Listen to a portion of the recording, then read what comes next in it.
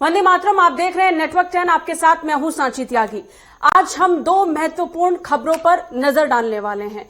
इन खबरों का सीधा सीधा मतलब आपसे है, क्योंकि इसमें दो महत्वपूर्ण भूमिकाएं दो लोग निभा रहे हैं, एक महिलाएं, दूसरा न्यायपालिका। दो विभिन्न मुद्दों पर अलग अलग चर्चा करेंगे, लेकिन सबसे पहले बात करेंगे उस खबर की जो आज प्रत्येक महिला के लिए बहुत महत्वपूर्ण है। हर एक महिला के लिए आज का दिन बड़ा दिन माना जाना चाहिए। दिल्ली की एक अदालत ने आपराधिक मानहानि मामले में पत्रकार प्रिया रमानी को बरी कर दिया है। यौन उत्पीड़न के आरोप में रमानी के खिलाफ एमजे अकबर ने मुकदमा दायर किया था, जिसमें कोर्ट ने रमानी को बाइज्जत बरी कर दिया है। जिसके बाद केंद्रीय मंत्री स्मृति ईरानी ने इस पर प्रतिक्रिया देते हुए कहा कि कानून द्वारा महिला को उचित संरक्षण दिया गया था। मामले में फैसला सुनाते हुए अदालत ने एक बहुत महत्वपूर्ण बात कही। अदालत ने कहा कि हमारे समाज को यह समझने में समय लगता है कि कभी कभी पीड़ित व्यक्ति मानसिक आघात के कारण वर्षों तक नहीं बोल पाता। महिला को यौन शोषण के खिलाफ आवाज उठाने के लिए दंडित नहीं किया जा सकता। महिला अक्सर सामाजिक दबाव में शिकायत नहीं कर पाती है। समाज को अपने पीड़ितों पर यौन शोषण और उत्पीड़न के प्रभाव को समझना चाहिए। सोशल स्टेटस का व्यक्ति भी यौन उत्पीड़न कर सकता है। और कोर्ट के इन शब्दों ने यह साबित कर दिया कि महिला के अधिकारों की जो ताकत है, अगर संविधान उस ताकत को साबित करता है तो उस संविधान की रक्षा करने के लिए न्यायालय है। दिल्ली की राउज एवेन्यू कोर्ट ने आपराधिक मामलों में पत्रकार प्रिया रमानी को बरी कर दिया। यौन उत्पीड़न के आरोपों पर रमानी के खिलाफ पूर्व विदेश राज्य मंत्री और पत्रकार एमजे अकबर ने मुकदमा दायर किया था। देश दुनिया में मी टू कैंपेन के तहत प्रिया रमानी ने 2018 में एमजे अकबर पर यौन शोषण का आरोप लगाया था। इसके चलते एमजे अकबर ने प्रिया के खिलाफ मानहानि का मुकदमा दायर किया था। इसमें दलील दी गई थी कि प्रिया के आरोपों में सच्चाई नहीं है। अगर ऐसा था तो वह इतने समय तक चुप क्यों रही। साथ ही एमजे अकबर के वकील की तरफ से दलील दी गई थी कि उनके क्लाइंट प्रतिष्ठित व्यक्ति हैं, वह ऐसा कोई काम नहीं कर सकते जो उनकी छवि को खराब करे। अब अदालत ने 6 बिंदुओं के साथ यह कहते हुए अपना फैसला सुनाया कि कभी कभी पीड़ित व्यक्ति मानसिक आघात के कारण वर्षों तक अपनी बात सामने नहीं रख पाता है। अदालत ने अपने फैसले में यह भी कहा कि किसी पीड़ित महिला को दशकों बाद भी अपने साथ हुए उत्पीड़न की बात किसी मंच पर रखने का अधिकार है। अदालत के इस फैसले के बाद मी टू इंडिया ने ट्वीट कर भारतीय न्याय परंपरा के प्रति विश्वास जताया है। सामाजिक क्षेत्र से जुड़ी महिलाओं ने भी ट्वीट कर अपनी टिप्पणी की है। इस फैसले से साबित हुआ है कि भारतीय न्याय व्यवस्था महिलाओं की सुरक्षा और अधिकारों के लिए प्रतिबद्ध है। भारतीय न्याय व्यवस्था ने इससे पहले भी कई मामलों में अपने फैसले से यह साबित कराया कि वह महिलाओं को न्याय दिलाने के लिए तत्पर है। दिल्ली के निर्भया गैंगरेप मामले में दोषियों को सजा दिलाने में देर जरूर हुई, लेकिन आखिर उन्हें फांसी की सजा दिलाई गई। तब केंद्रीय मंत्री स्मृति ईरानी ने कहा था कि यह उन लोगों के लिए संदेश है जिन्हें लगता है कि महिलाओं के खिलाफ अपराध करने वाले कानून के शिकंजे से बच निकलेंगे। कुछ समय पहले ही एक मामले में दिल्ली की अदालत ने प्रताड़ित होने पर बहू को अपने सास ससुर के घर पर रहने का अधिकार दिया। उसे ससुराल पक्ष ने घर खाली करने के लिए कह दिया था। ऐसे कई मामलों में अदालत के फैसलों ने महिलाओं को सुरक्षा और अधिकार के प्रति आश्वस्त किया है। तो जब हम बात महिला अधिकारों की करते हैं, हमारे अधिकारों की करते हैं, तो एक स्तंभ बनकर, हमारी बैकबोन बनकर हमारे साथ हमारा न्यायालय खड़ा है और समय समय पर न्यायालय ने उसको साबित भी किया है। लेकिन हम दो विभिन्न खबरों पर आज चर्चा करने वाले हैं। पहली खबर को लेकर हमने एक झलक आपको दिखा दी, सबसे पहले इस पर चर्चा करेंगे, लेकिन इसके बाद न्यायालय द्वारा एक और फैसले का भी जिक्र हम करेंगे, वो इस प्रोग्राम के दूसरी पंक्ति में हम आपको दिखाएंगे। लेकिन सबसे पहले जब हम इस मुद्दे का जिक्र कर रहे हैं तो हम सबसे पहले अपने पैनलिस्ट को आपसे मिलवा देते हैं। हमारे साथ डॉक्टर मोनिका मेहरोत्रा जुड़ी हैं, स्वतंत्र पत्रकार हैं। हमारे साथ रमिता तनेजा जुड़ी हैं, सामाजिक कार्यकर्ता हैं। हमारे साथ दीपिका भाटी जुड़ी हैं, जो कानूनविद हैं। हमारे साथ पारुल सिंह जुड़ी हैं, माफ कीजिएगा, पारुल सिंह जुड़ी हैं, सामाजिक कार्यकर्ता। बहुत बहुत शुक्रिया आप चारों का हमारे साथ जुड़ने के लिए, समय निकालने के लिए और इस महत्वपूर्ण विषय पर अपनी राय व्यक्त करने के लिए। सबसे पहले 2018 में #मीटू मूवमेंट की शुरुआत हुई थी। उस समय मौजूदा सरकार ने जितनी प्रमुखता और मुखरता के साथ इस मुद्दे में अपना समर्थन दिखाया था महिलाओं के साथ, शायद उसका ही एक कारण रहा कि आज #MeToo कैंपेन इतना प्रबल बनता हुआ नजर आ रहा है। इसी को लेकर सबसे पहले मैं कानूनविद दीपिका भाटी जी से बात करूंगी। दीपिका जी, न्यायालय की भूमिका मानव अधिकारों के लिए, महिला के अधिकारों के लिए या फिर किसी भी व्यक्ति के अधिकार के लिए एक महत्वपूर्ण स्तंभ है, और जब हम 3 स्तंभों का जिक्र करते हैं तो वाकई आज की तारीख में भी न्यायालय एक बहुत मजबूत स्तंभ बनकर उठता है और इस मामले ने उसको साबित कर दिया। क्या कहेंगी? जी बिल्कुल। पहले तो मैं आपको एक क्लियर करती हूँ कि जब UDHR अडॉप्ट किया था 1948 में यूनाइटेड नेशन ने, तो उसने क्लियरली बोल दिया था कि सभी मानव स्वतंत्र हैं, मतलब जन्म से ही वो स्वतंत्र हैं और सभी के इक्वल राइट हैं और सभी की इक्वल डिग्निटी है। और उस टाइम पे कॉन्स्टिट्यूशन हमारा फ्रेम हो रहा था। आप जानते हैं कि जो हमारे ड्राफ्ट कमेटी के प्रेसिडेंट थे डॉक्टर भीमराव अंबेडकर, तो उन्होंने मतलब कहते हैं कि दुनिया के सबसे खूबसूरत सारी चीजें हमारे कॉन्स्टिट्यूशन में डाली है। तो उन्होंने ये चीज तो हमारी प्रियम्बल ही क्लियर करती है कि जेंडर इक्वलिटी की बात तो प्रियम्बल ही करती है, और बल्कि स्टेट को एम्पावर करती है कि आप अडॉप्ट करोगे मेजर्स को जो पॉजिटिव डिस्क्रिमिनेशन करेंगे फेवर ऑफ वुमेन में। हम बात करते एक तरफ तो आप डिस्क्रिमिनेशन नहीं करेंगे, लेकिन हमारा कॉन्स्टिट्यूशन क्लियर कहता है कि आप पॉजिटिव डिस्क्रिमिनेशन कर सकते हैं। फॉर एग्जाम्पल आर्टिकल 14 कहता है कि आपको इक्वलिटी बिफोर लॉ है वुमेन्स को, ठीक है। 15(1) कहता है कि स्टेट डिस्क्रिमिनेट नहीं करेगा किसी भी सिटीजन को on the grounds of religion, race, caste, sex, place of birth. But इसी में 15(3) आपको कहता है कि स्टेट कोई भी स्पेशल प्रोविजन बना सकता है in favour of women and children. यानी कि आप क्लियर समझिए कि हमारी स्थिति इतनी कमजोर है कि हमें कॉन्स्टिट्यूशन मेकर ने स्टार्टिंग से हम लोगों को प्रोटेक्ट करने के लिए प्रोविजंस डाल दिए थे। आपको आर्टिकल 42 आपको मैटरनिटी रिलीफ देता है। आर्टिकल 39D आपको कहता है कि पुरुष और स्त्रियों दोनों को समान कार्य के समान वेतन है। इस पे बहुत ही लीडिंग केस भी आया था रणधीर सिंह का, जिसमें क्लियर किया था कि अगर एक ही फील्ड में दोनों हैं, आदमी है औरत है, तो आप दोनों को इक्वली ही आप पेमेंट करेंगे। ये नहीं कि आपकी भाई आदमी को ज्यादा दे रहे हैं औरत को कम दे रहे हैं। इसी जो आप कह रहे हैं MeToo कैंपेन, इसमें तो सबसे मेन लीडिंग केस आपका विशाखा वर्सेज राजस्थान है, जिसमें क्लियर गाइडलाइन दी हुई थी कि आपको वर्क प्लेस पे जो हैरेसमेंट के अगेंस्ट क्लियर गाइडलाइन दी हुई थी, लेकिन आज तक क्या वो फॉलो हो रही हैं? मुझे नहीं लगता अभी तक फॉलो हो पाई हैं। 1992 में हमने नेशनल कमीशन फॉर वुमेन भी बनाया है।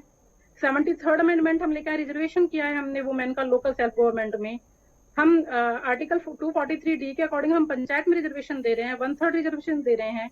आर्टिकल 51A कहता है कि हम ऐसी सभी प्रथाओं का त्याग करेंगे जो स्त्रियों के सम्मान के विरुद्ध हो। लेकिन क्या आप प्रैक्टिकली देख रहे हैं कि ऐसी प्रथाओं का त्याग हो रहा है? औरतों को दुनिया भर की प्रथाओं के नाम पे घर में बंद कर दिया जाता है। अगर वो अपने खिलाफ आवाज उठाती हैं तो लेकिन एक चीज तो देखने बहुत दिलचस्प है कि संविधान हमें ये ताकत देता है कि हम उन मुद्दों को रख पाते हैं। और सबसे खूबसूरत बात आज पूरे प्रक्रिया के दौरान, इस खबर के दौरान ये रही वो स्टेटमेंट जो न्यायालय की तरफ से आई, जिसमें न्यायालय ने इस बात को स्वीकारा और एक क्लियर कट मैसेज पूरे सोसाइटी में ये भेज दिया है कि एक औरत अपने लिए न्याय की गुहार 10 साल बाद, 20 साल बाद, 30 साल बाद कभी भी लगा सकती है। लेकिन सबसे बड़ी बात जो इसके बाद में उन्होंने ये कही, कोर्ट ने ये कहा कि कहीं ना कहीं एक सोसाइटी का इम्पैक्ट होता है, कितने समय तक महिला बोल नहीं पाती है। रमिता तनेजा जी, क्या कारण रहते हैं कि एक इतनी बड़ी पत्रकार जिसको इतना लंबा वक्त लग गया अपनी बात रखने के लिए, वो तो एक इतनी बड़ी पत्रकार थी, वो इतने समय तक नहीं बोल पाई। उस छोटे से घर की छोटी सी महिला, वो आम महिला कैसे बोलेगी, अपने अधिकारों की बात कैसे करेगी इसी सोसाइटी में जब न्यायालय इतनी बड़ी स्टेटमेंट दे रहा है? रमिता जी। सही हो गई वैसे। जी थैंक यू। मैं सबसे पहले ये बोलना चाहूंगी कि मैं एक अच्छे परिवार से बिलोंग करती हूँ, एक अच्छे परिवार में ब्याही गई हूँ, एक अच्छे कार्यस्थल पर लगी हूँ। पर क्या इसका ये मतलब है कि मुझे अपने अधिकारों को जानने की आवश्यकता नहीं है? क्या इसका ये मतलब है कि मुझे ये जानने की जरूरत नहीं है कि हमारा जुडिशरी, हमारा संविधान हमें क्या क्या अधिकार देता है? और यहीं पर औरतें अक्सर पीछे रह जाती हैं जब वो ये जान ही नहीं पाती कि उनके पास अपने क्या अधिकार हैं। आज इतने सालों के बाद यदि कोर्ट उनको ये पॉसिबिलिटी दे रहा है कि वो अपने अधिकारों का यूज कर सके, तो ये बहुत ही अच्छी बात है और बहुत सारी महिलाओं को ये चीजें सोचनी चाहिए और समझनी चाहिए कि हमारे पास बहुत से अधिकार है, हमारे संविधान ने हमें बहुत अधिकार दिए हैं। अक्सर जब मैं इंटरव्यूज लेती हूँ तो मैं जो भी आती हैं उनसे पूछती हूँ कि आप कुछ पूछना चाहेंगी, और आंकड़ों के हिसाब से बता सकती हूँ कि आधी से ज्यादा 90% औरतें ये पूछती ही नहीं कि क्या आपके पास यहाँ पर पॉश यानी प्रिवेंशन ऑफ सेक्सुअल हरासमेंट की कमिटी है कि नहीं, यौन उत्पीड़न शिकायत कमिटी है कि नहीं, आपके ऑफिस में यदि औरतें लेट जा रही हैं तो उनके लिए कुछ सेफ्टी के प्रिकॉशंस हैं या नहीं। तो ये सब चीजें बहुत जरूरी हैं हम महिलाओं को जानने के लिए, और हमें सबसे ज्यादा जरूरत यह है कि हमें अपने अधिकारों का पता होना चाहिए। आज इतने सालों के बाद यदि उन्हें अपने अधिकारों का यूज करने का आज एक मौका मिला है तो ये बहुत अच्छी बात है। मुझे अपनी जुडिशरी पर पूरा विश्वास है कि इतने सालों के बाद वो इसलिए बोल पाई क्योंकि आज उन्हें ये एक प्लेटफॉर्म मिला जहां वो बोल सकें। जी मोनिका जी, हम जब हर एक पहलू का जिक्र कर रहे हैं, मैं इस पॉइंट पर आना चाहती हूँ। अक्सर बहुत आम ये धारणा बन जाती है और ये कहा जाता है कि हमारे कानूनी व्यवस्था में इतने मजबूत कानून नहीं है कि महिला को वो ताकत मिल सके। लेकिन जब हम पिछले पन्नों को पलटकर देखते हैं, हम कानून को झांक कर देखते हैं, न्यायपालिका को देखते हैं, तो अनगिनत कानून हैं और समय समय पर होने वाले आंदोलन के बाद भी कई कानून बने हैं। क्या कारण है कि इतने कानून बनने के बाद भी आम महिला को एक आम महिला को अपने अधिकारों के बारे में जानकारी नहीं है, उसको ये नहीं पता है उसको कहां जाना है, उसको क्या करना है अगर उसके अधिकारों का हनन होता है? क्या कारण है?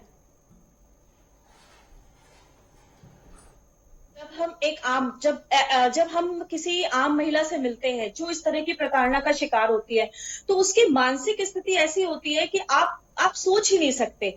जैसे कि मैं कभी कभी ये सोचती हूँ कि क्या ये जेंडर इनइक्वलाइजेशन, लाइक तुम पुरुष हो तुम महिला हो, क्या भगवान ने कभी हमें डिस्क्रिमिनेशन किया? क्या हमारी रगों में महिला होने के नाते हरा रंग है और पुरुषों की रगों में पुरुष होने के नाते लाल रंग है? ऐसा नहीं है। सबसे पहली इंपॉर्टेंट बात यह है कि हमें महिला और पुरुष से हटकर सोचा जाए, एज अ ह्यूमन बीइंग सोचा जाए, हमें मानव समझा जाए, हमें इंसान समझा जाए। जहां तक आपके प्रश्न का सवाल है कि क्या कारण है कि आम महिला को ये बात पता नहीं चल पाती, आम महिला को अपने अधिकारों के बारे में जानकारी ही नहीं मिल पाती, रीजन क्या है कि कानून तो बहुत बना दिए जाते हैं लेकिन उसका एग्जीक्यूशन किस पॉइंट पर होना चाहिए, एग्जीक्यूशन किस लेवल पर होना चाहिए। अगर एक पढ़ी लिखी महिला है, उसे अपने अधिकारों के बारे में सारी जानकारी होती है, वो जानती है कि उसे कैसे डील करना है समाज के साथ, उसे ये भी पता होता है कि जब कभी भी वो सोसाइटी में निकलती है उसकी इंपॉर्टेंस क्या है। लेकिन एक गांव की लड़की या एक गांव की महिला जिसे पता ही नहीं है कि वो कहाँ जाए, और अगर पुलिस की बात की जाती है या किसी न्याय व्यवस्था में जाने की या न्यायालय में जाने की बात की जाती है तो वो डरती है। सबसे पहले वो ये सोचती है मैं यहाँ जाऊंगी तो मेरी इज्जत जो पहले ही खराब हो चुकी है, ये कितने चीथड़े और उड़ेंगे। सही बात लेकिन है। यहाँ पर शायद वो ताकत वो मजबूती नहीं मिल पा रही होगी, लेकिन इन सब के बीच, क्योंकि आपने व्यवस्था का जिक्र किया पारुल जी, जब हम व्यवस्था को देखते हैं और वहां देखने की कोशिश करते हैं कि उसके जरिए से महिला कितनी सशक्त होती है, तो वो भी हैरान करती है। ये तो सरकार की तरफ से बहुत से ऐसे जो योजनाएं हैं वो चलाई जा रही हैं, परियोजनाएं चलाई जा रही हैं। अगर उत्तर प्रदेश की ही बात करेंगे तो उत्तर प्रदेश में मुख्यमंत्री योगी आदित्यनाथ ने मिशन शक्ति को शुरू किया। मिशन शक्ति को शुरू करने के अलावा इसी राज्य में या फिर पूरे देश में हमने देखा किस तरीके से महिलाओं को सशक्त करने के लिए महिला हेल्प डेस्क बनाया गया। प्रत्येक थाने में एक महिला थानेदार होगी, इस बात को लेकर सुनिश्चित किया गया। पिछले साल ही ये सभी खबरें सबके सामने आई। लेकिन क्या कारण है कि सरकार इतनी मजबूती के साथ फैसले लेता है, लेकिन कहीं ना कहीं जब धरातल पर पहुंचते हैं तो फिर वही बात, महिला को ये नहीं पता है कि जब उसके साथ कुछ आपराधिक घटना घट गई है तो वो कहां जाए, क्या करे। जाती है तो एफआईआर दर्ज करने में बहुत लंबा वक्त लग जाता है। ये जो पूरी समस्या बनती है वो एक बहुत बड़ी समस्या का रूप ले लेती है, जिसके बाद हम देखते हैं तरह तरह के आंदोलन हो रहे हैं, सरकार से सवाल पूछे जा रहे हैं। लेकिन जब हम देखते हैं कि प्रॉब्लम तो एग्जीक्यूशन में है। पारुल जी। बिल्कुल बिल्कुल, इसमें ऐसा है सांची जी कि जितनी भी गांव से रिलेटेड जो अभी बोला गया, जरूरी नहीं है गांव की ही औरतें हैं, शहर की औरतें भी बहुत से एग्जाम्पल ऐसे हैं जो लॉ में जाना ही नहीं चाहती हैं। वो डरती हैं अपने फाइनेंशियल क्राइसिस को लेके कि अगर वो गई तो उनको नौकरी से ना निकाल दिया जाए, उनके घर वालों को क्या सपोर्ट देगा, उनके घर वाले, उनके बच्चे, उनको कहीं आहत ना किया जाए जो गुनहगार लोग हैं। वो उन सब चीजों से डरती हैं, इसलिए वो नहीं जाना चाहती हैं।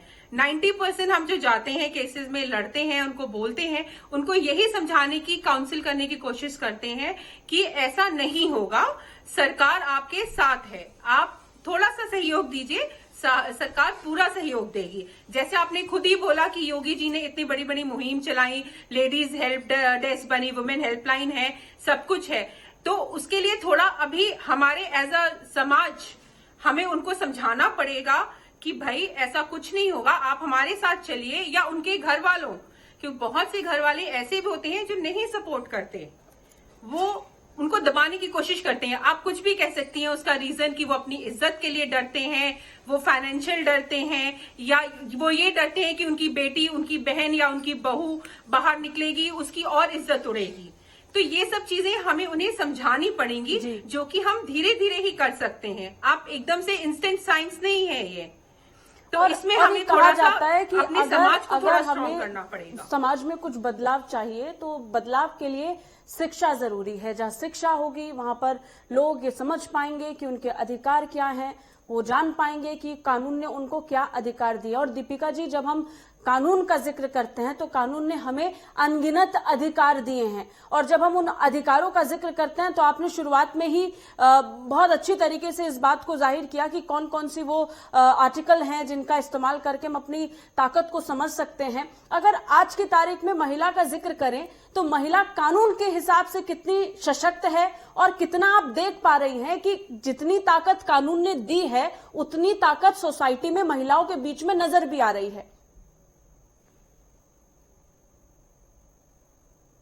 लेकिन अगर हम रियल प्रैक्टिकली बेस पे बात करें तो अवेयरनेस की बहुत दिक्कत है सोसाइटी में, लोग अवेयर ही नहीं है अपने राइट्स को लेके। तो मैं सबसे पहले तो ये कहूंगी कि अगर हमें महिलाओं को एम्पावर करना है, हमें उनको अवेयरनेस लाने के लिए पहले तो हमें एजुकेशन पे फोकस करना होगा। अगर लड़की एजुकेट होगी, अपने राइट्स को जानेगी, तो वो अपने लिए खड़ी होगी, अपने लिए अपनी लड़ाई खुद लड़ेगी। और अगर आपको इकोनॉमिक लेवल पे और एजुकेशन लेवल पे अगर आप महिलाओं को एम्पावर करेंगे तो आप प्रोटेक्ट करेंगे और नर्चर करेंगे ह्यूमन राइट्स को, क्योंकि एक औरत ही अपने समाज को, सशक्त समाज को आगे बढ़ा सकती है। जिस समाज में औरत की भूमिका कोई मायने नहीं रखती है, तो आप सोचिए कि समाज कितनी प्रगति कर सकता है। तो हमें बेसिक ग्राउंड लेवल पे काम करना है, हमें कानून बनाने के साथ साथ हमें अवेयरनेस भी लानी है। और जब हम बात अवेयरनेस की कर रहे हैं तो सबसे बड़ी बात यहाँ पर ये भी आ जाता है मोनिका जी, यहाँ पर कोर्ट ने भी एक बात कही और एमजे अकबर के वकील ने एक बात कही कि वो एमजे अकबर एक ऐसी शख्सियत हैं कि वो ऐसा कर नहीं सकते हैं, उन पर गलत आरोप लगे हैं। मैं ये एक रेफरेंस के तौर पर कह रही हूँ, लेकिन इन सब के बीच में सबसे बड़ी बात यह है कि जब हम एक महिला को देखते हैं और वो अपने अधिकारों के लिए कितना लंबा वक्त लगा करके आवाज उठाती है, तकरीबन 10 साल, 20 साल, 30 साल बाद भी अगर वो ये कह रही है कि उसके साथ ऐसा कुछ हुआ है, तो कोर्ट ने कहा कि वो गलत नहीं है। लेकिन सवाल वहां आकर के अटकता है कि क्यों इतना लंबा वक्त लग जाता है और सोसाइटी क्यों इसको एक्सेप्ट नहीं कर पाती। अगर किसी के साथ गलत हुआ है तो ये सवाल क्यों उठ रहे हैं कि उसके साथ गलत नहीं हो सकता, इतना वक्त क्यों लगा दिया, और ये दलील वकील भी दे रहे हैं। विडंबना है यही हमारे समाज की और हमारे देश की, साची जी, कि जब कभी भी महिला आवाज उठाती है ना तो उसकी आवाज को ही दफन करने की कोशिश की जाती है। और कई बार जो आह उठती है ना, उस आह में वो खुद ही प्रश्नहीन हो जाती है कि मैं क्या हूं। देखिए, आज हम अगर इस चर्चा में ये कोशिश करें कि क्या हुआ उसको भूल कर हम ये बात करें कि क्या होना चाहिए, तो मुझे लगता है ज्यादा इंपॉर्टेंट होगा। जैसा कि आपने सबसे पहले ये बात कही कि हमें शिक्षित होना पड़ेगा, ठीक है, वो मैं मानती हूँ आपकी बात। शिक्षित हम तभी हो पाएंगे, हम अपनी लड़कियों को तभी शिक्षा दे पाएंगे अच्छी, जब हमारे को वो सहयोग, परिवार का वो सहयोग, समाज का सहयोग, अपनत्व मिलेगा। आज आवश्यकता है लड़कियों को सेल्फ डिफेंस सिखाने की, ताकि वो अपनी सुरक्षा खुद कर सके। आज आवश्यकता है एक साथ उठकर अपने लिए बात करने की। कोई भी सशक्त, हमें कोई सशक्त नहीं कर सकता जब तक हम खुद सशक्त होने के लिए फीलिंग नहीं आएगी। जब तक किसी भी इंसान के लिए अगर वो खुद ही आगे नहीं बढ़ना चाहेगा तो कोई नहीं आएगा, हम किसी पे भी विश्वास नहीं कर सकते। तो सबसे पहले इंपॉर्टेंट ये है कि हमें इस बात को समझना पड़ेगा कि हम एक इंसान है। आज भी इनइक्वालिटी चल रही है। अब आप देखिए, वर्किंग लेडी की बात कही, कई सारी हमारे यहाँ पे जो चर्चा में पार्टिसिपेट कर रही है महिलाओं ने, तो आज देखिए जो वर्किंग लेडी है वो सुबह से शाम तक काम करती है, लेकिन उसके बाद भी उनमें क्या इनइक्वालिटी है? Inequality in sleeping. हस्बैंड अच्छे से सो रहे हैं लेकिन इनइक्वालिटी इन स्लीपिंग है, वो उसको सारे काम करने होते हैं। फूडिंग का देख लीजिए, वो इतनी भागम दौड़, उसकी जिंदगी एक घड़ी की सुई की तरह रह गई है। तो काफी कुछ ऐसा है जो समाज को अभी भी एक्सेप्ट करना पड़ेगा कि अगर हम महिला है तो हमारा काम, अगर हम बाहर भी जा रहे हैं, काम भी कर रहे हैं, तो सिर्फ लिमिटेड नहीं है, ये काम सिर्फ हमारे नाम के लिए नहीं लिखा। हम भी इंसान है, हम भी थकते हैं, हमें भी प्रॉब्लम होती है। तो समाज में आज जागरूकता की बहुत जरूरत है। रमिता जी, ये एक्सेप्टेंस कब आएगी? हम जिक्र कर रहे हैं कि हम सशक्त हैं, हम सभी इस समय जो 5 महिलाएं बैठी हुई हैं, हम कह रहे हैं हम सशक्त हैं, हम काम करते हैं, हम इंडिपेंडेंट हैं, लेकिन हम सभी ये जानते हैं कि इसके बाद हमें घर भी जाना है, हम सबको घर अपने अपने संभालने हैं। हम यहाँ पर बैठकर महिला सशक्तिकरण की बात कर रहे हैं, लेकिन हम ये भी कह रहे हैं कि इस सोसाइटी ने ही एक्सेप्ट नहीं किया है कि जिस तरीके से पुरुष इस समाज में काम कर रहे हैं, उसी तरीके से, उसी बराबरी से महिलाओं को भी करना है। क्या आपको लगता है कि समाज अभी भी पुरुषवाद की घड़ी से गुजर रहा है, उस रास्ते से गुजर रहा है? रमिता जी। सर, मैम देखिए जी, मोनिका जी आऊंगी मैं आपके पास। रमिता जी। बिल्कुल आप सही कह रहे हैं, आप बिल्कुल सही कह रही हैं। जहां तक एक्सेप्टेंस की बात आपने मुझसे पूछी है, मैं आपको बता दूं। अच्छा जी, सॉरी ये डिस्टर्बेंस हुआ थोड़ा सा, लेकिन मैं यहाँ पे ये बोलना चाहूंगी कि आप बिल्कुल सही बोल रहे हैं। ये जो एक्सेप्टेंस है ये अभी तक हमारी सोसाइटी में नहीं आया। इतनी सारी महिलाएं आज कामकाजी हैं, इतने बड़े बड़े ओहदों पे बैठी हैं, लेकिन आज भी उन ओहदों पे बैठे हुए भी उनको ये तक नहीं पता होता कि उनके अधिकारों के क्या क्या दायरे हैं, वो क्या क्या अधिकार यूज कर सकती है। पॉश जैसी एक अनिवार्य कमेटी के बारे में भी वो नहीं जानती। एक ऐसी कमेटी जो हर ऑफिस में होना कर्तव्य है उस ऑफिस का कि वो ये कमेटी बनाए, लेकिन वो उसको नहीं जानती। और हम महिलाएं यही सोचती रह जाती है कि आज यहाँ पे काम करना है, फिर घर जाना है, और अगर हम अपनी आवाज उठाने की कोशिश करते हैं तो या तो उसको दबा दिया जाता है ये कहकर कि आप ना ही बोलें, लोग क्या बात करेंगे आपके बारे में, छोड़ो, तुम्हारा ही नाम खराब होगा। और यही सब सोचकर हम लोग डर कर बैठ जाते हैं। अक्सर चाहे वो फेसबुक हो, चाहे ये ऐसी कोई भी सोशल मीडिया भी होती है, वहां पर भी जब आपको स्टॉकर्स आते हैं, आप क्या करते हैं? आप उनको सिर्फ या तो आप उनको ब्लॉक कर देते हैं या आप अपना नंबर बदल लेते हैं। क्या हम में से कितनी महिलाएं ऐसी खड़ी होकर ये बोलती हैं या जाके कंप्लेन करती हैं कि ये इंसान मुझे परेशान कर रहा है, मेरे साथ हम साइबर कर ही क्राइम नहीं हुआ है, पाते ये वो कोई नहीं चीज, क्योंकि बोलता। हमें रोक दिया जाता है। बिल्कुल, क्योंकि हमें वहीं रोक दिया जाता है, क्योंकि वो बोला जाता है क्या फायदा, तुम्हारा नाम खराब होगा, तुम लड़की हो, कल को तुम्हारी शादी होनी है, तुम्हारे पति क्या सोचेंगे, शायद तुमने कुछ गलत किया। तो ये सब चीजें जब हम पर थोप दी जाती हैं, हम आगे बढ़ ही नहीं पाते। हमें ये सब चीजों को पीछे छोड़ना पड़ेगा। हमें ये सोचना पड़ेगा कि हमारी अपनी एक शख्सियत है, हमारा अपना एक वजूद है। जब तक हम अपनी रिस्पेक्ट खुद नहीं करेंगे, आप कैसे एक्सपेक्ट कर सकते हो कि कोई और आपकी रिस्पेक्ट करेगा? आप अपने अधिकारों का पूर्ण रूप से जब तक इस्तेमाल नहीं करेंगे, जी, जब तक आप अपने अधिकारों का इस्तेमाल नहीं करेंगे, तब तक कोई भी आपको आपके अधिकार का इस्तेमाल करने देगा ही नहीं। वो चाहे 3 महीने हो जैसे पौष में होता है, या वो 10 साल हो जैसे वो मीटू में होता है। कोई भी औरत एकदम से निकलकर नहीं बता सकती कि वो प्रताड़ित है, क्योंकि उस समय वो एक मेंटल एग्नी से फेस कर रही होती है। उसको ये नहीं समझ आता कि इस समय मैं अपना मुंह छुपाऊं या अपना मुंह दिखाऊं, क्योंकि हर तरह के लोग हैं समाज में। कुछ उसको सपोर्ट करने वाले और कुछ उसको बहुत नीचा दिखाने वाले। वो जो नीचा दिखाने वाले हैं उनकी तादाद बहुत ज्यादा है। तो एक औरत, एक महिला डर जाती है। और सबसे बड़ी बात यह कि जब हम चेंज की बात कर रहे हैं, हम एक्सेप्टेंस की बात कर रहे हैं, हम सोसाइटल चेंज की बात कर रहे हैं, तो यहाँ पर एक साइकोलॉजिकल चेंज भी है जो लाने की जरूरत है। और सबसे बड़ी बात यह है कि आज की तारीख में बहुत वो समय गया जब हम शिक्षा सबके लिए जरूरी है, सबको सबके अधिकार समझने चाहिए, इस बात की पैरवी करते रहे। पारुल जी, भारत इतना सशक्त है, हम आत्मनिर्भर हैं, हम इतने सशक्त हैं, हम अपनी हैसियत समझते हैं, हम एक पूरे विश्व में एक अलग स्थान प्राप्त करके खड़े हैं। लेकिन जब हम पूरे विश्व में अपने स्थान का जिक्र करते हैं तो स्थान में बराबर का अधिकार उस महिला का भी है, उसकी मेहनत भी है, जिसने भारत को आज इतना सशक्त, इतना प्रबल और इतना आत्मनिर्भर बनाया है। और इस बात को समझने की जरूरत ना सिर्फ पूरे देश को है बल्कि पूरे विश्व को भी, क्योंकि भारतीय महिला आज की तारीख में ना सिर्फ भारत में अपना परचम लहराए हुए हैं लेकिन पूरे विश्व में भी। अगर पेप्सिको की सीईओ भारतीय मूल की हो सकती है, अमेरिका की उपराष्ट्रपति भारतीय मूल की हो सकती है, तो हमने ये साबित कर दिया कि भारतीय महिला कितनी सशक्त हैं। पारुल सिंह जी,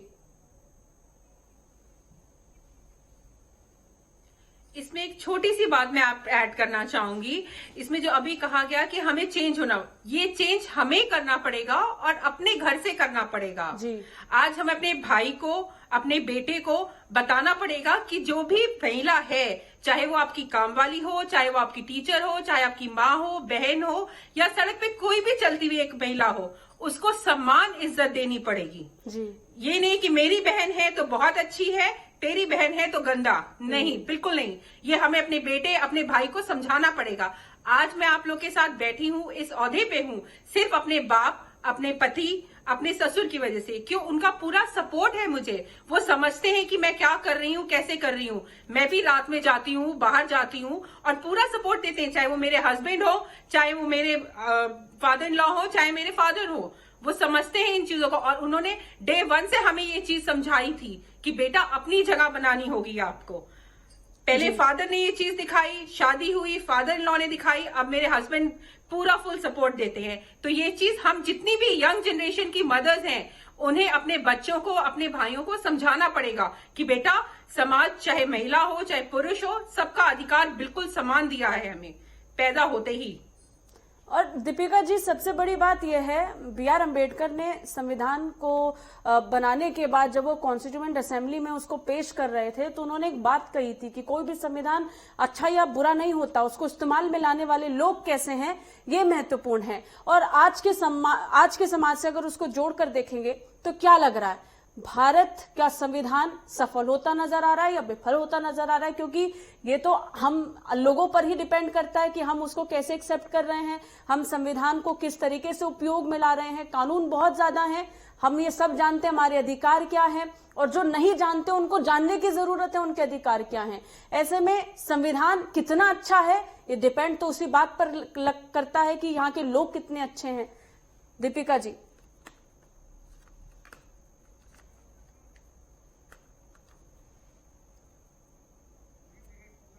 संविधान बहुत खूबसूरत है, बहुत अच्छा है। और अगर इसमें जितने भी इन्होंने आर्टिकल ऐड किए हुए हैं, अगर हम उनको एग्जीक्यूट करें, हम उनको लागू करें, तो इससे ज्यादा अच्छा कुछ नहीं है। लेकिन क्योंकि हमारा संविधान बहुत बड़ा है तो हमारा संविधान इजीली लोगों को समझ में नहीं आता है। ये हमारे संविधान का माइनस पॉइंट है कि इससे सिर्फ जो लॉ की नॉलेज जिन लोगों को है वो इसको समझ सकते हैं। आम आदमी को समझाना पड़ता है कि भाई इस आर्टिकल में आपके बारे में ये वाली बात है। जब होता है, जब जो अवेयरनेस आप कह रहे हैं ना। दीपिका जी, आपकी आवाज अभी ठीक से नहीं आ रही है, फिर से कोशिश करेंगे आपके साथ जुड़ने के लिए। लेकिन अभी तक हमने जो चर्चा की है उसमें हमने सिर्फ आज के दिन की एक सबसे महत्वपूर्ण खबर का जिक्र किया जिसका सीधा सरोकार न्यायालय और महिलाओं से है। लेकिन एक और खबर है, उस खबर के बारे में हम आपको बताएंगे, उसका भी सीधा सरोकार महिलाओं से और न्यायालय से, लेकिन इससे बिल्कुल विपरीत। क्या है वो, एक ब्रेक के बाद हम आपको बताएंगे। आप कहीं जाइएगा नहीं, बने रहिए हमारे साथ।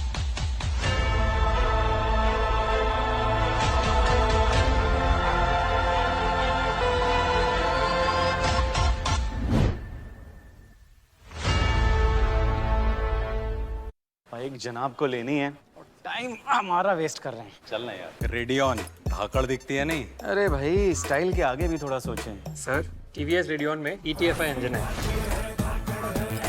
कैटेगरी में सबसे बड़ी सीट सर, और सस्पेंशन भी अटूट। अब जरा माइलेज का भी समझाइए। 15% ज्यादा माइलेज मिलेगा। Test drive? हाँ, ले ही सकते हैं। ऐसी धाकड़ है नई TVS रेडियन स्टार्टिंग एट 59,900। आज ही चला कर देखिए। उत्तर प्रदेश की धरती आदिकाल से ही आध्यात्म, संस्कृति और शौर्य से संपन्न रही है। तो इसी भूमि के रणबांकुरों ने बाहरी आक्रांताओं से लेकर साम्राज्यवादियों को मुंह की खाने को विवश किया। महान संत बालार्क ऋषि के शिष्य महाराजा सुहेल देव ने अपने शौर्य और पराक्रम के साथ विदेशी आक्रांता सैयद सालार मसूद गाजी का उसकी सेना सहित संहार किया। उत्तर प्रदेश की पुण्य भूमि पर लिखे जाने वाले गौरवशाली इतिहास में महाराजा सुहेल देव के पराक्रम और शौर्य की गाथा दिग दिगंतर तक भारतीय जनमानस को प्रेरित करती रहेगी।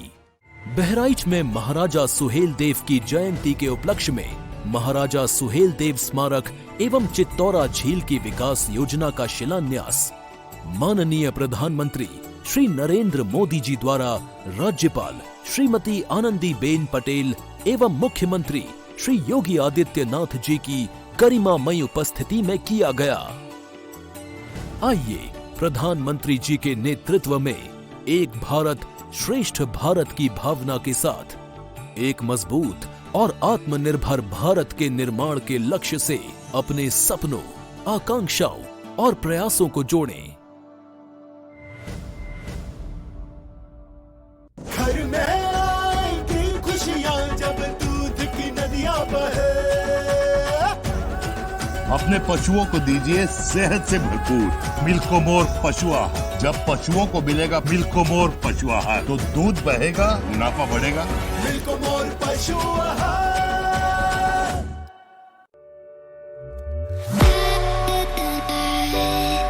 चटपटी चाट हो या फिर हो तीखी चाउमीन, पंजाबी खाने का तड़का हो या फिर हो मुगलई खाने की खुशबू, पहाड़ी दाल का जायका हो या फिर हो दक्षिण का डोसा, बाल मिठाई की मिठास हो या हो मनपसंद रसगुल्ले की बात, किस दुकान की रेसिपी में क्या है स्वाद का राज? हम खाएंगे भी और आपको दिखाएंगे भी कहाँ क्या है खास। देखिए हमारे साथ चटोरी टीना सिर्फ नेट।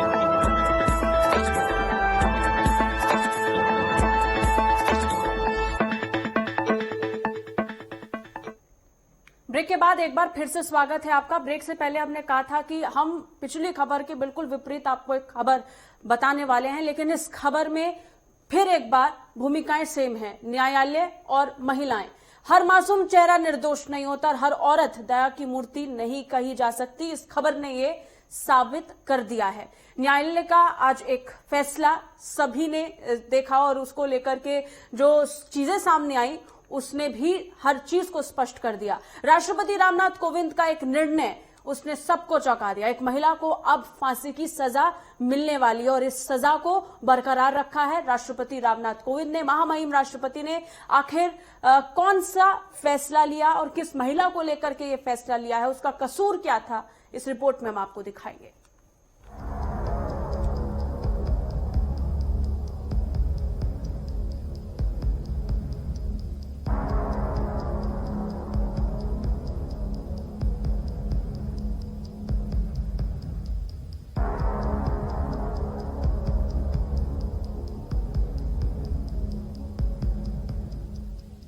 तस्वीर में दिख रही ये मासूम से दिखने वाली महिला चेहरे से पीड़ित नजर आ रही है, लेकिन ये दोषी है।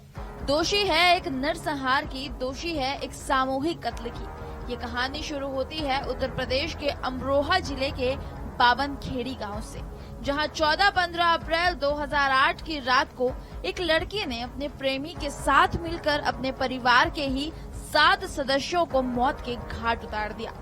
इस मामले में शबनम और उसके प्रेमी सलीम को सुप्रीम कोर्ट से भी राहत नहीं मिली और दोनों को फांसी की सजा सुनाई गई।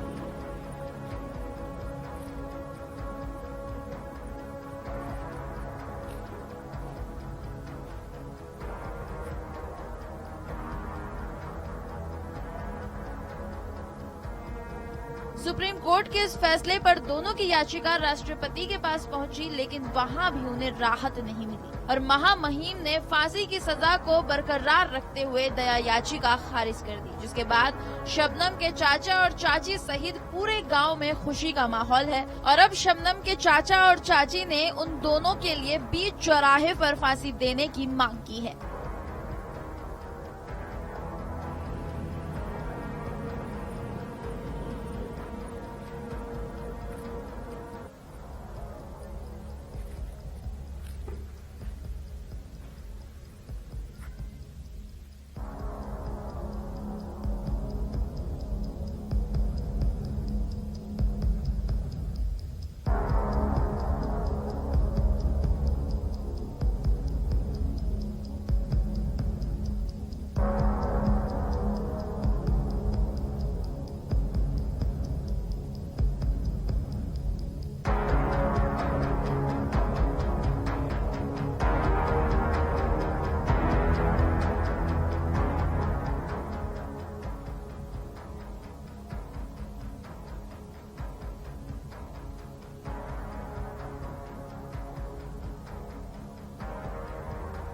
मामला 14-15 अप्रैल 2008 का है, जब शौकत अली की बेटी शबनम ने प्रेमी सलीम के खातिर परिवार के 7 सदस्यों को कुल्हाड़ी से काटकर मौत के घाट उतार दिया था। पर घटना का खुलासा होने के बाद ही शबनम और उसका प्रेमी सलीम जेल की सलाखों के पीछे है। इसके मुकदमे की सुनवाई के बाद अमरोहा की जिला अदालत ने दोनों को फांसी की सजा सुना दी थी, जिसको उच्च न्यायालय से लेकर उच्चतम न्यायालय तक बरकरार रखा है। और अब देश के राष्ट्रपति ने भी शबनम और सलीम की दया याचिका खारिज कर दी है। इस फैसले से गांव के लोगों में खुशी का माहौल है। शबनम की चाची का कहना है कि उसे बीच चौराहे पर फांसी होनी चाहिए।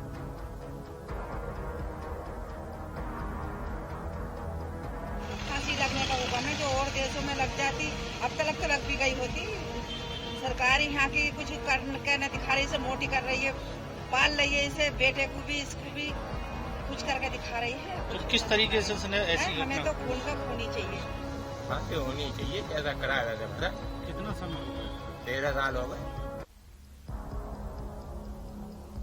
शबनम के चाचा कहते हैं कि जैसी करनी वैसी भरनी। जब उसने 7 लोगों को मौत के घाट उतार दिया तो उसे भी जिंदा रहने का कोई हक नहीं है। शबनम के चाचा का कहना है कि उसे सऊदी अरब की तरह बीच चौराहे पर सजा देनी चाहिए। शबनम और सलीम की दया याचिका राष्ट्रपति द्वारा खारिज किए जाने से गांव के लोग बहुत खुश हैं और वो भी दोनों को बीच चौराहे पर फांसी दिए जाने की मांग कर रहे हैं।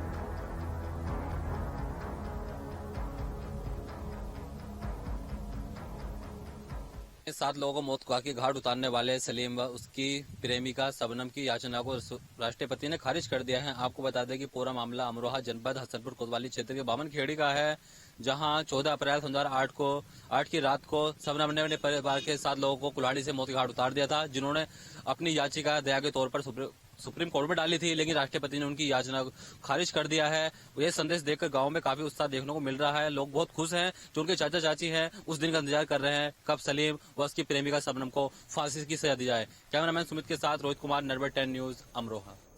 तो अमरोहा के इस मामले ने एक और तस्वीर न्यायालय की दिखाई। न्यायालय के नजर में सभी बराबर हैं, चाहे वो महिला हो या पुरुष। इस मामले ने यह साबित कर दिया है। एक तरफ जहां निर्भया के बलात्कारी को फांसी मिली, तो वहीं दूसरी तरफ अपने ही परिवार की जान लेने वाली इस महिला को भी न्यायालय की तरफ से फांसी की सजा सुनाई गई, जिस पर मुहर खुद राष्ट्रपति रामनाथ कोविंद ने भी लगा दी है। पारुल जी, इस पूरे मामले को आप कैसे देख रहे हैं, इस पर आपकी प्रतिक्रिया? मैं राष्ट्रपति जी से बिल्कुल सहमत हूं कि अगर हम कोई गलत काम करते हैं, चाहे वो औरत हो चाहे वो आदमी हो, स्त्री पुरुष का कोई सहम नहीं होता। इसमें अगर औरत ने गलत काम किया है, मतलब इतनी बड़ी बात कर दी, उसने अपने ही परिवार के 7 लोगों का कत्ल कर दिया, बताइए, तो वो तो फांसी के ही लायक है। बिल्कुल ये सोचना ही नहीं चाहिए कि हमें उसको छोड़ना है। लेकिन फिर एक बार एक चीज देखने को मिली यहाँ पर, जो खासतौर पर दीपिका जी इसका जिक्र होना चाहिए, निर्भया कांड की तरह फिर एक बार इस मामले में भले ही महिला पुरुष का भेद यहाँ पे होना नहीं चाहिए, उस मामले में भी यहाँ जो माफीनामा था वो राष्ट्रपति से पहुंचाई गई थी, उसमें भी उन्होंने इस बात का जिक्र किया कि उनको माफ कर दिया जाए। फिर एक के बाद एक याचिकाओं का दौर उनकी तरफ से जारी रहा, जिसको बार बार राष्ट्रपति खारिज करते रहे। इस मामले में भी लगभग वैसा ही हुआ। अगर कानून का जिक्र करते हैं तो न्यायालय ने ये तो साबित कर दिया कि वो ट्रांसपेरेंट हैं, उनकी नजरों में महिला पुरुष कुछ नहीं है, सिर्फ और सिर्फ न्याय ही न्यायालय समझता है और उसी भाषा को प्रमाणित किया है इस मामले ने। आपकी प्रतिक्रिया इस पूरे मामले को लेकर दीपिका जी? कोई पहला मैटर नहीं है जब किसी औरत को फांसी की सजा दी गई। अगर आपको याद हो नलिनी सिंह वाला मैटर जो राजीव गांधी हत्याकांड में जुड़ी हुई थी, उनको भी फांसी की सजा दी गई थी, लेकिन क्योंकि वो प्रेग्नेंट थी तो राष्ट्रपति से उनको फिर वो सजा कन्वर्ट होके उम्र कैद के लिए हो गई थी। तो ये तो क्लियर एक प्रोविजन है कि भाई आपने कहते हैं ना कि अभी मैंने आपको बताया था आर्टिकल 14 कहता है कि कानून के समक्ष समता, यानी कि इसमें आप भेदभाव नहीं करोगे, चाहे औरत है आदमी, अगर गिल्टी है आपकी इंटेंशन गलत है तो आपको क्लियर कट आपको एक पनिशमेंट मिलनी चाहिए। क्योंकि फिर कल ये ना हो कि औरतें ये सोचें कि भाई हमें अगर माफी दे दी गई तो हम किसी भी हद तक मतलब एक क्रूशल हम क्राइम कर सकते हैं, किसी भी हद तक हम लोग जा सकते हैं। और रही बात आप अगर हमारी इसकी प्रोसीडिंग्स की जो डिले होने के लिए ऊपर बात कर रही हैं, तो हाँ ये मैं मानती हूँ कि इंडिया का जो न्यायपालिका का सिस्टम है वो वाकई में बहुत सुस्त है, वो सालों साल ले लेता है। अगर आप मतलब एक डेटा निकालेंगे तो एक ये सिस्टम मैं भी नहीं कह सकती कि भाई हमारी न्यायपालिका गलत है, उनके पास वर्क इतना है, मैन पावर कम है, 1 लाख लोगों पे मुश्किल से 18 जज आते हैं, तो आप उम्मीद कर सकते हैं कि वो कितना काम करेंगे, कितना बर्डन उन लोगों के ऊपर है। तो ये तो हमारे सरकार को एक डिसीजन लेना होगा कि आपको फास्ट ट्रैक कोर्ट स्टार्ट करनी है, आपको एक प्रॉपर टाइमिंग अपनी सेट करनी है, प्लस मैन पावर आपको सबसे पहले मैन पावर बढ़ाना है। क्योंकि जब तक आपका मैन पावर नहीं बढ़ेगा, आप कितने भी कानून लाइए वो एग्जीक्यूट नहीं होगा आपका। अच्छा, अपराध को लेकर के कोर्ट ने फैसला लिया और आप ये पॉइंट भी बहुत अच्छा उठा रहे हैं कि न्यायालय को हम देख तो रहे हैं एक शक्ति के रूप में, एक स्तंभ के रूप में जो लगातार अधिकारों का साथ देता है, अपराध करने वालों को सजा सुनाता है, लेकिन उस स्ट्रक्चर पर भी ध्यान देना चाहिए कि वो कितना फ्लेक्सिबल है, उस पर वर्कलोड कितना है, वहां जजेस कितने हैं, उस पर भी विशेष तौर पर अलग से चर्चा होनी चाहिए। उस पर हम आगे जरूर चर्चा करेंगे। लेकिन रमिता तनेजा जी, इस पूरे मामले को देखते हैं तो एक बेहतरीन उदाहरण पूरे देश ने देखा उन पुरुषों के लिए जिनको शायद ये लगता है कि इस समाज में महिलाओं को कुछ ज्यादा ही तवज्जो दी जाती है, महिलाओं को बहुत सॉफ्ट कंसीडर किया जाता है। ऐसा नहीं है। यहाँ पर फांसी अगर पुरुषों को दी जा सकती है तो महिलाओं को भी मिलेगी। इसने ये प्रमाणित होता है इस पूरे मामले के जरिए से। जी बिल्कुल सही बात है। हमारा संविधान बहुत बड़ा है, बहुत मुश्किल भी है एक्चुअली देखा जाए तो।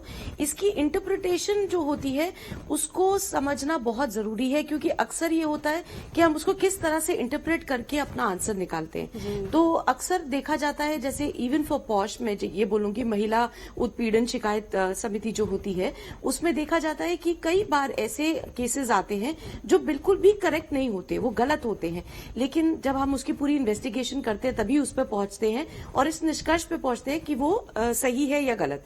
अक्सर महिलाएं उस पे अपनी एक शिकायत डाल देती हैं, ये सोचकर कि ये हमारे लिए कमेटी है, हमें तो बचा ही लेगी। और कई बार इसमें अनफॉर्चुनेटली बहुत से पुरुष इसमें फंस जाते हैं, चाहे वो उससे निकल भी जाएं तो एक बार के लिए उनके करियर पर एक दाग सा बन जाता है। तो यही चीज हमें समझनी चाहिए कि किसी भी महिला को हमारे जो भी हमारे अधिकार हैं इनका दुरुपयोग नहीं करना चाहिए, क्योंकि कानून सबके लिए बराबर है, एक समान है। और मैं पूरी तरह से सहमत हूं कि यदि ये काम किसी पुरुष ने किया होता और उसको फांसी मिल सकती है तो क्या औरत को क्यों नहीं मिल सकती। एक तरफ जब हम बात करते हैं कि देयर इज अ सिमिलैरिटी, हम सब एक बराबर हैं, कंधे से कंधा मिला रहे, तो फिर कंधे से कंधा अच्छे काम में और बुरे काम में, चाहे वो पनिशमेंट हो चाहे वो रिवॉर्ड हो, सेम होना चाहिए, सिमिलर होना चाहिए। और ये तो हमने देख ही लिया आज की तारीख में, महामहिम राष्ट्रपति रामनाथ कोविंद ने भी इस पर मोहर लगा दी है। मोनिका जी, पूरे मामले को अगर देखते हैं तो उसमें ये देखा गया किस तरीके से निर्मम हत्या अपने परिवार की है, एक महिला ने किया, और सबसे बड़ी बात यह है कि न्यायपालिका ने उस पर फैसला सुनाया, मोहर उस पर लग गई है, लेकिन इसके बाद एक सोसाइटी में मैसेज न्यायालय ने भी भेज दिया है और भरोसा इसके साथ न्यायालय पर और भी बढ़ जाता है तो बहुत कुछ यहाँ पर उठाने के लिए, मुद्दों पर चर्चा करने के लिए, लेकिन पुरुषों को कहीं दबाने की कोशिश यहाँ नहीं है।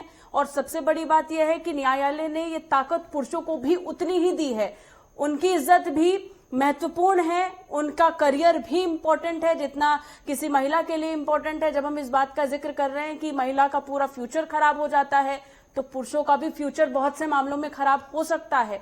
इस बात का ध्यान रखने के लिए न्यायालय है जो समय समय पर अपनी भूमिका निभाते हुए फैसले सुनाता है। बिल्कुल आप सही कह रही हैं। और जब हम शुरू से ही कह रहे हैं, अभी 8 मार्च को हम इंटरनेशनल वुमेन्स डे सेलिब्रेट करने जा रहे हैं और हम समानता के अधिकार की बात करते हैं, हम वेज रेट इक्वालिटी की बात करते हैं और हमें सारी चीजें वो अधिकार में मिली भी हुई हैं। तो जो ये आपने जो भी शबनम वाली जो हमने देखा, केस देखा, और वो काफी समय से हम देखते आ रहे हैं, सुनते आ रहे हैं कि किस तरह से निर्मम हत्या कर दी उस लेडी ने।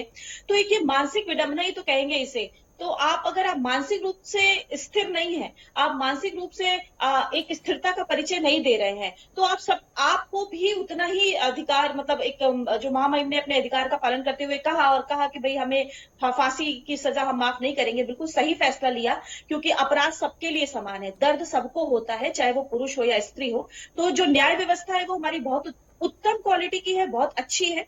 और जहां तक दीपिका जी ने सही कहा कि जो एक नंबर ऑफ केसेस हैं, वो बर्डन जो है वो हमारे समाज, जो न्यायपालिका पे बैठा हुआ है, वो उसको हटाना जरूरी है। और जो समाज में मैसेज गया है, वो मैसेज ये गया है कि we both are equal, male and females are not the different angle, we have to think in a same way. और जो समानता की बात करते हो, तो यहाँ पर ये जो आपने जो एक फैसला आया है, वो इस चीज को साबित करता है, जहां तक मुझे ऐसा लगता है। चलिए, बहुत बहुत शुक्रिया आप सभी का हमारे साथ जुड़ने के लिए। और यहाँ से एक चीज तो स्पष्ट हो गई है कि न्यायालय अपनी भूमिका को बहुत अच्छे से निभाता है। और शायद यही कारण है कि शुरुआत में हमने इस बात को कहा था कि संविधान अगर महिला के अधिकारों के या फिर किसी भी मानव के अधिकार की रक्षा करता है, तो संविधान की ताकत न्यायालय है, उसकी बैकबोन है। और उस न्यायालय के कारण ही हम पारदर्शिता अपने समाज में देखते हैं। इसी के साथ फिलहाल इतना ही। देश और दुनिया की तमाम खबरों के लिए आप बने रहिए हमारे साथ। जय हिंद।